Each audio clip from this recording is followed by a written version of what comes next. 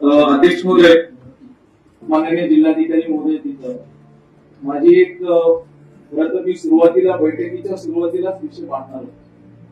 मला असं वाटलं की आता बैठकीतले विषय त्या ठिकाणी जायला लातूर जिल्ह्यामध्ये जर आपण पाहिलं, मागचा लातूर जिल्ह्याचा इतिहास जर आपण काढला, या वर्षीचा आपल्या सर्वांना सर्वात अधिक पावसाला आपण समोर जातो. जिल्ह्यातील सर्वच पिकांची परिस्थिती, उडीद घ्या, आपण सोयाबीन घ्या, 100% पिकं आपल्या शेतकऱ्यांच्या हातात.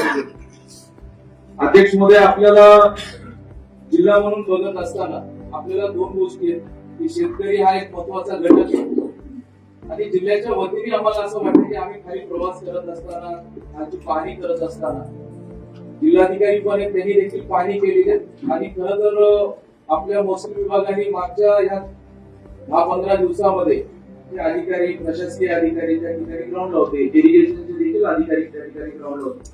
मांजरा तेरणाचा फ्लो आपण प्रॉपरली मेंटेन केला. तरी देखील आज जिल्ह्यामध्ये अधिकच्या पावसामुळे शेतकऱ्यांचं 100% नुकसान झाले असं म्हणायला हरकत नाही.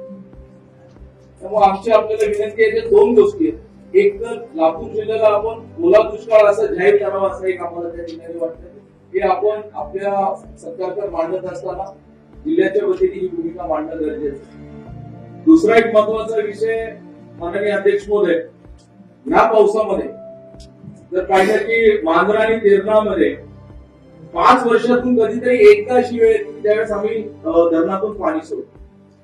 पण मागच्या 10-15 दिवसांमध्ये किंवा महिनाभरामध्ये आम्ही बरोबर आहे ना, महिन्याभरामध्ये 5 वेळेस आपल्याला पाणी सतत सोडावं लागतं.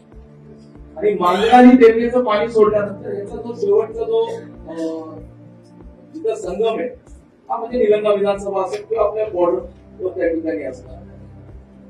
आणि जिल्ह्यामध्ये ह्या पावसामध्ये अध्यक्ष महोदय, रस्ते, पुलं, गावाचा संपर्क हा सगळा त्या ठिकाणी केला. माझी आपल्याला विनंती आहे, राज्याचं सगळ्यात प्रमुख खातं आपल्याकडे, ज्याच्या माध्यमातून आपल्याला पहिल्या टप्प्यामध्ये महाराष्ट्रामध्ये फार मोजके जिल्हे आहेत जिथे आपल्याला फ्लड मध्ये आपल्याला निधी द्यावा लागेल. यावर्षी असे काही अधिक जिल्हे नाहीये, पण आपल्या लातूर जिल्ह्यामध्ये फ्लड मध्ये आपल्याला जिल्हा काउंट करावा लागेल. आधीचा जो प्रस्ताव घालून आपल्याकडे आलेला आहे त्या प्रस्तावाला अध्यक्ष मध्ये आपण त्याला परवानगी द्यावं लागेल. त्याला जे काही निधी उपलब्ध करून द्यायचा असेल, पुलांसाठी असेल, त्यासोबत रस्त्यांसाठी असेल, जे रस्ते आपल्या स्टेटकडे असतील त्याला आपण देणं गरजेचं आहे. पण हा गडचिरोलीमध्ये जसं माननीय मुख्यमंत्री मोदयांनी ज्या धर्तीवर गडचिरोलीमध्ये सर्व रस्त्यांना प्रायोरिटीवर निधी दिला, तसं त्यांनी पूर्ण स्टेटचा निधी तर आपल्याकडेच अध्यक्ष जो फ्लडचा जो निधी आहे तो आपणच निर्णय करणार. त्यासोबत आपल्याला ग्रामीण रस्ते जे आहेत याच्यामध्ये जे आमचं सर्वात अधिक नुकसान जे झालेलं आहे, जिल्हा परिषदचे जे रस्ते असतील त्याच्यावरची पुलं असतील, अनेक गाव आहेत. आम्ही खासदार साहेब बसलो होतो, त्यांचा मतदारसंघ आमचा इथंच आहे. आपले असे 3-4 असे गाव आहेत की तिथं आता सध्याची अशी परिस्थिती आहे, गावाचा संपर्क सुटलेला. तातडीने तिथं आपल्याला काही ना काही तिथं निर्णय करणं गरजेचं आहे. जसं आपण एफडीआरचा कार्यक्रम बांधकाम विभागाच्या माध्यमातून केला जातो, तसंच ग्राम विकासच्या माध्यमातून अध्यक्ष मोदी यापूर्वी देखील ग्राम विकासच्या माध्यमातून देखील फ्लड साठी आपण कार्यक्रम घेतला होता आणि त्या कार्यक्रमामध्ये आपण रस्ते घेतले होते, पुलं घेतले होते. ग्राम विकास मंत्री देखील आपल्या जिल्ह्यातले म्हणजे आपल्या जिल्ह्यातले आहेत. आपण त्यांच्याकडनं लातूर जिल्ह्यासाठी खास बाब बनवतो. आम्हाला असं वाटतं की सर्वात पहिलं लातूर जिल्ह्यातील शाळेंसाठी जे गळती असलेले शाळेत फ्लड मध्ये तो देखील आपल्याला ग्राम विकास करणं, तो स्टेट कडनं निधी घेता येतो. आपल्या डीपीसी मधला जो निधी आहे तो आपल्याला पुरणार नाही. 3 कोटी रुपये आपल्याकडे असतात. 3 कोटी मध्ये तुम्ही शाळा कोणते घेणार आणि पुढे कोणत्या त्याला दुरुस्ती करणार आहे. जिल्ह्यालाच आपल्याला जवळपास 25 कोटी रुपये फक्त शाळा पोलीसाठी लागतील, मुलांसाठी लागतील. असं वाटतंय की आपण ग्राम विकास करणं, जसा आपला बांधकाम विभागाचा एक निधी असतो तसा आपण एक ग्राम विकास करणं पण एफडीआरचा एक निधी आपण त्या ठिकाणी मंजूर करून द्यावा असे आमची सर्वांच्या वतीने आपल्याकडे मागणी असेल. त्यासोबत अध्यक्ष महोदय, या 15 दिवसामध्ये लातूर जिल्ह्याने ज्या गोष्टी पाहिल्या म्हणजे खरं तर प्रशासनाने सतत राहिले, माननीय मुख्यमंत्री मोदयांच्या सतत सूचना होत्या, पूर्ण प्रशासन खालीपर्यंत काम करत होतं.